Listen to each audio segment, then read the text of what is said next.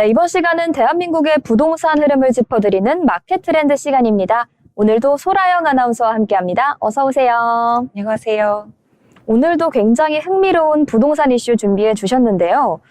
오늘은 청년 세대가 가장 고민하는 주제죠. 바로 주거 문제와 재테크 전략을 다뤄봤습니다. 최근 집값과 전세 그리고 월세에 대한 부담 때문에 서울과 수도권 청년들은 내 집 마련이 점점 어려워지고 있는 추세라고 하는데요. 오늘의 주제 소개 부탁드립니다. 네, 오늘은 굉장히 현실적인 문제에 대해 다뤄보고자 합니다. 청년들이 직면한 주거 문제와 현실적인 재테크 전략을 깊이 있게 들여다보겠습니다. 최근 정부가 내놓은 부동산 대책으로 서울과 수도권 아파트 시장이 사실상 거의 멈춰섰습니다. 국민의힘에서는 시장 자체가 사실상 셧다운됐다라고 얘기하면서 공급 확대가 시급하다고 지적했습니다. 실제로 서울 아파트 거래량은 대책 발표 전에 한 달에 2에서 3천 건이었지만 대책 후 거의 90% 가까이 줄었죠. 결국 실수요자, 특히 청년과 서민들이 시장에서 밀려나는 현상이 발생했습니다. 오늘 방송에서는요, 정책 분석과 국민의힘의 입장, 그리고 청년 맞춤 하우 전략까지 자세히 살펴보겠습니다. 네, 내 집 마련이 점점 어려워지고 있다는 현실이 중요하게 다가오고 있는데요. 그렇다면 왜 이런 현상이 생긴 걸까요? 네, 핵심은 크게 세 가지라고 말씀드릴 수 있겠습니다. 첫째는 규제와 공급의 부족입니다. 정부는 대출 제한과 그리고 분양가 규제, 그리고 재건축과 재개발 규제를 강화했는데요. 이로 인해서 청년이 선택할 수 있는 주택이 제한되고 공급 자체도 크게 늘지 못했습니다. 둘째는 시장 집중형 투자입니다. 일부 자산가들이 특정 지역의 부동산을 집중 투자하면서 가격을 끌어올리다 보니까 실수요자들은 시장 진입조차 어려워졌습니다. 셋째는 전세와 월세 부담의 증가입니다. 서울 기준 월세 부담이 소득 대비 40% 이상까지 치솟으면서 생활 안정 자체가 위협받고 있습니다. 즉 청년들은 가격 문제와 선택권 제한, 그리고 생활 안정 부담을 동시에 겪고 있는 겁니다.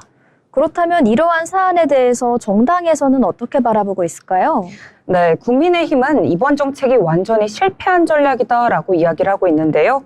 최보연 수석 대변인은 서민과 청년의 내 집 마련 꿈을 완전히 박탈했고 자산 격차만 벌렸다라고 지적한 바 있습니다. 조용술 대변인 역시 규제를 강화하면 풍선 효과가 발생해 문제는 다른 지역으로 번지고 국민 가계경제 기반까지 흔들린다고 강조했습니다. 즉 단순 규제 강화가 아니라 실수요자 중심의 공급 확대가 필요하다는 겁니다. 국민의힘은 정부가 현실을 인정하고 청년과 서민이 실제로 숨을 쉴 수 있는 집 공급 정책을 펼칠 것을 요구하고 있습니다. 이 상황을 자세히 들어보니까 굉장히 실질적인 대책이 필요할 것 같은데요. 그럼 이러한 상황에서 청년들이 직접 할 수 있는 대응엔 어떤 게 있을까요? 네, 첫 번째 전략은 바로 정책 활용입니다. 청년 임대주택이나 신혼부부 특별공급, 청업, 취업, 연계주거 프로그램을 적극적으로 활용해야 합니다. 예를 들어 서울 일부 청년 임대주택의 경우에는요, 월 30에서 50만 원 수준으로 거주가 가능하고요. 장기적으로 내 집 마련까지 연결할 수 있습니다. 하지만 신청과 관리 절차가 굉장히 부족해서 이런 혜택을 놓치는 경우가 상당히 많다고 하는데요. 따라서 공공정보 확인과 신청 절차 숙지, 우선순위 전략 수립이 필수입니다. 그렇다면 이제 돈을 단순히 갖고 있기보다는 어떻게 잘 활용하느냐가 관건이 될 것 같은데 결국 승자는 재테크를 잘하는 사람이 될 것 같습니다. 이러한 상황에서 재테크 전략 어떤 게 좋을까요? 네, 청년에게 가장 적합한 전략은 바로 생활 안정형 재테크입니다. 소액 투자나 적금, ETF나 청약 납입금 활용을 통해 자산을 꾸준히 늘려나가는 것이 이것의 바로 핵심이다라고 말씀드릴 수 있겠는데요. 자산을 이렇게 꾸준히 늘리려면 예를 들어서 월에 30만 원씩 적립형 펀드나 ETF 투자로 5년, 10년 후 자산을 모으게 되면요. 내 집 마련 초기 자금까지 마련할 수 있게 됩니다. 중요한 건 생활 안정과 자산 형성을 동시에 고려하는 것이죠.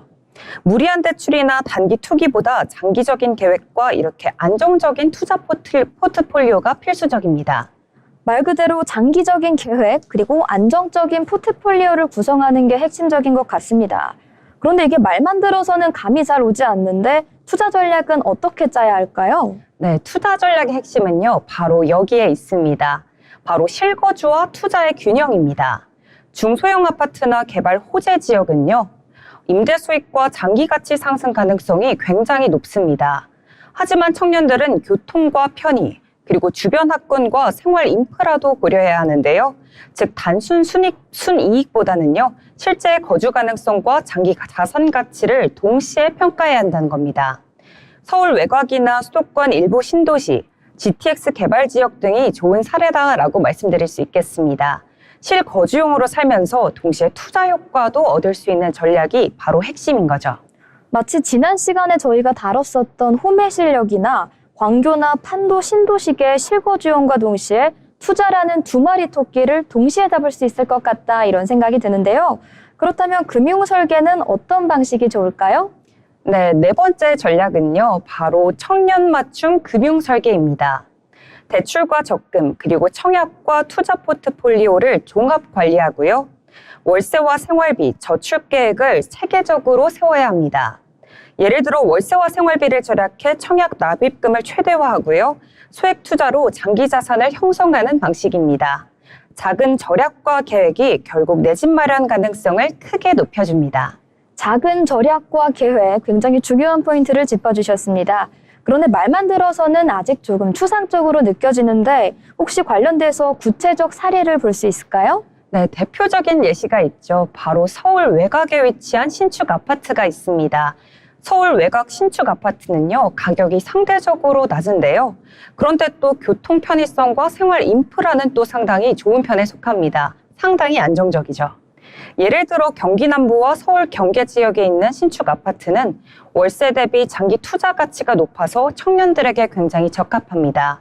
또한 인천에 위치한 일부 개발 호재 지역은요, 임대 수익과 장기 자산 가치 상승이 동시에 기대되며 청년 맞춤 전략으로 추천됩니다.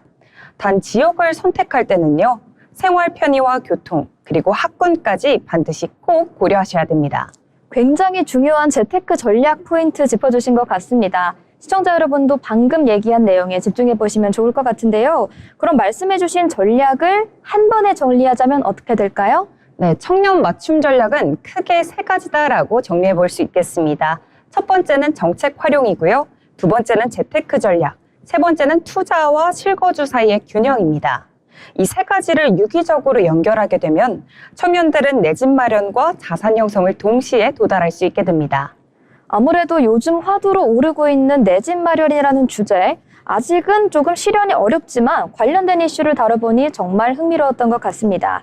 저 역시도 이제 내 집 마련이 마냥 남일처럼 다가오는 나이는 아닌데요. 오늘 정말 여러 가지 전략을 다뤄봤는데 이 전략들 정리하는 시간 다시 한번 가져보도록 하겠습니다. 오늘 방송 요약하자면 어떻게 살펴볼 수 있을까요? 네, 결론적으로 청년 주거 문제는요, 단순히 집값 문제가 아니라 정책과 시장 구조까지 함께 고려하셔야 됩니다. 국민의힘 지적과 정부 정책 현실, 그리고 청년 맞춤 하우 전략을 종합하면 정책 활용과 생활 안정형 재테크, 그리고 실거주와 투자 균형, 이 세 가지가 핵심입니다. 앞으로 청년들은 이렇게 전략적인 접근으로 내 집 마련과 자산 형성을 동시에 도모할 수 있게 됩니다. 오늘 방송이 여러분에게 있어 청년 주거 문제와 현실적인 대응 방식을 이해하는 데 큰 도움이 되셨으면 좋겠습니다.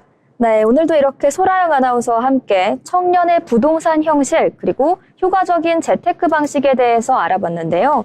다음 시간에 저희는 더 유익한 부동산 내용으로 찾아뵙도록 하겠습니다. 지금까지 마켓트렌드였습니다.